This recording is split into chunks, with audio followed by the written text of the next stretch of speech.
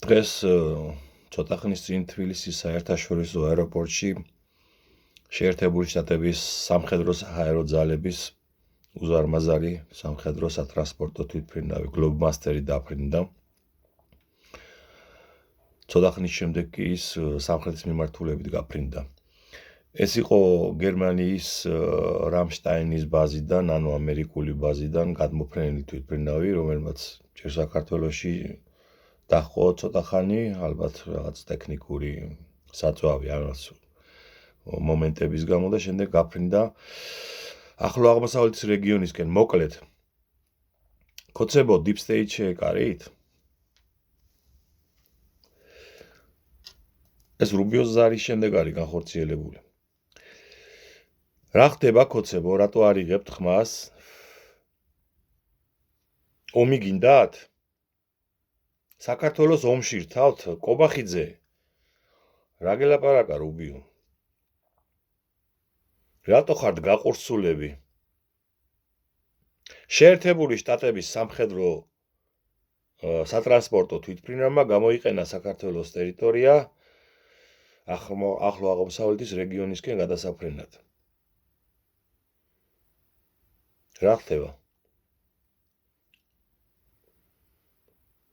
რუსეთმა რაო, ბორია.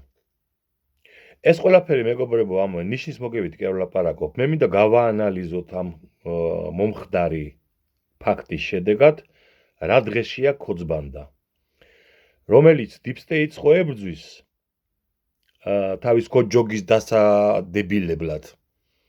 ხო ლაპარაკობს, რომ აი ამერიკის ელჩი შეუვარდა ვიღაც ღარიბაშვილის კაბინეტში და ომში ჩართვა მოსთხოვა საქართველოსი. ეხლა როგორ არის საქმე, ქოცებო? ომში რთავთ საქართველოს? მიუხედავად ირანის ელჩის გუშინდელი აშკარა მუქარის განცხადებისა, ხო? რომელზეც ჩაჯმულებმა ხმა არ ამოიღეთ. აბა, სად არის პასუხი? რა პასუხი გაქვთ ქოცებო? ბორია ივანაშვილს ცალკე პოლონიუმის ჩაისი ეშინია პუტინის მხრიდან და ცალკე შეერთებული შტატებისაც ეშინია. თუ ამ ფაქტის მიხედვით ვიმსჯელებთ, ანუ ამერიკული თვითმფრინავის სამხედრო საჰაერო ძალების თვითმფრინავით საქართველოს ტერიტორიის გამოყენების ფაქტზე, ეს იმას ნიშნავს, რომ ბორიას ამერიკისა უფრო ეშინია. ასე არ გამოდის? და ეს რაზე მეტყველებს? ეს მეტყველებს იმაზე, რასაც მე კარგახანია ვამბობ. ამ ამბის ბოლო იქნება ის, რომ შეერთებული შტატებისგან მიღებული გარანტიების სანაცვლოდ ბორია მოძუძგავს საქართველოდან, არა რუსეთში, იმიტომ რომ რუსეთში მას მოკლავენ და შეერთებული შტატების დაცვის ქვეშ გაატარებს თავის დარჩენილ, 2-3 წელს უცხოეთში სადღაც, ბრაზილიის ტყეებში ან სადღაცას. აი ეს გელით ქოცებოდა, დაგტოვეთ ბორია პირღია ბრმა ჭუკებივით. ესეთები ხო გვინახია ჩვენ ახლა, გაიხსენეთ ასლან აბაშიძე და სხვები და სხვები, მსოფლიოში არაერთი ასადი გაიხსენეთ, ასადმა დატოვა იქაურობა, რუსეთში გაიქცა. ეს რუსეთში ვერ გაიქცევა. ძალიან კარგი ამბავია, ამიტომ გაავცელეთ ეს ვიდეო, ბევრმა ქოცმა ნახოს. რომ ქოცებს დედა ეტყნებათ. და ჩვენ კიდე ბრძოლა გავაგრძელოთ საიმისო, ჩვენი სამშობლო გადავარჩინოთ ამ რუს ჯოჯოს. რაც უფრო მეტი იქნება ხალხის ზეწოლა, რაც უფრო მეტი იქნება უცხოეთიდან ზეწოლა, დასავლეთიდან და ეს ზეწოლა იზრდება, აგერ ანაკლიის სპორტს დაადოთათი ამერიკამ, ეს ხო იმას ნიშნავს, რომ რუსეთს და ჩინეთს აქ არაფერი ესაქმებათ და ეს არის საქართველოს გადარჩენა. შუა აზიის უზარმაზარი კოლოსალური ბარაგები ამ კრიტიკული მეტალებისა, იშვიათი მინერალებისა არის გასატანი შეერთებული შტატებისკენ საქართველოს დერეფნის გავლით. ამერიკას სწორედ ამიტომ უნდა ანაკლიაში პორტი, რომ ის აკონტროლებდეს ამ კრიტიკულად მნიშვნელოვანი სიმდიდრეების, რომელიც გამოიყენება ხელოვნური ინტელექტის ჩიპების და შემდეგ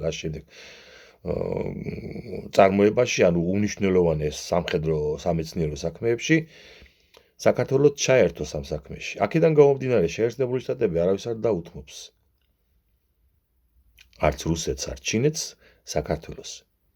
ბორია კი ამ სქემაში ვერ ჯდება ელემენტარული მიზეზების გამო. მარტივად ახსნი, შეიძლება ვინმე დასვას უკვე კითხვა, თავში დაებადოს, აბა შეერთებული შტატები ხომ თანამშრომლობს ავტორიტარულ რეჟიმებთან, იგივე არაბებთან, იგივე აზერბაიჯანთან, იგივე შუა აზიასთან, ხო? იქ არც ერთი ხუთი რესპუბლიკიდან არც ერთი არ არის დემოკრატიული და პირიქით შუა საუკუნეებიდან იმაში ცხოვრობენ ფეოდალიზმში, დიქტატურაში. მარტივად ახსნი, ამ ყველა ზემოთ ჩამოთვლილ ქვეყანაში არ არსებობს თავისუფლებისათვის მებრძოლი ხალხი. არც არაბულ ემირატებში და არც უზბეკეთში თუ ტაჯიკეთში ხალხი არ გამოდის ქუჩაში თავისუფლების მოთხოვნით და იქ ჩამოყალიბებული დიქტატურა არის. ბორიას საქართველოში დიქტატურას დამყარების არანაირი რესურსი არ აქვს, მაშინ 100,000-ობით ქართველი უნდა მოკლას, დახვრიტოს. შესაბამისად, ბორია იმიტომაც არ არის ამ სქემაში, იმიტომ რომ ის ერთპიროვნული მმართველი საქართველოში ვერ იქნება, მით უმეტეს რუსეთის შნირია, ხო? ამიტომ ბორია ზედმეტია ამ სქემაში. საქართველო კი აუცილებლად უნდა იყოს შეერთებული შტატების მოკავშირე, ანუ თავისუფალი დემოკრატიული სახელმწიფო, თავისუფალი სასამართლო, თავისუფალი საარჩევნო სისტემით და ასე შემდეგ. აი ეს არის ჩვენი უახლოესი მომავალი. აქედან გამომდინარე, ჩვენ ვაგრძელებთ ბრძოლას ამ მომავლის, ჩვენი შვილების მომავლის, საქართველოს გადარჩენის მომავლის დასაყენებლად. გავრცელეთ კიდევ ერთხელ ეს ვიდეო და გილოცავთ, ეს კარგი ამბავია ძალიან. ამერიკული გლობმასტერის ჩამოფრენა თბილისში ეს ნიშნავს იმას, რომ ბორიასთვის წამზომი ჩართულია. და ის მალე გაიქცევა საქართველოდან. ახლა მთავარია ჩვენც შევაშველოთ ამას ჩვენი ბრძოლა.